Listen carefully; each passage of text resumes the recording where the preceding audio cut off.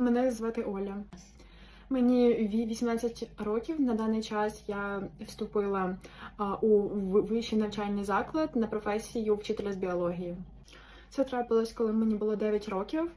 Я не усвідомлювала, що ця хвороба зі мною на все життя. У мене є цукровий діабет, і хочу сказати, що з цією хворобою жити можна, хоч вона і звучить страшно, і вона пожиттєва.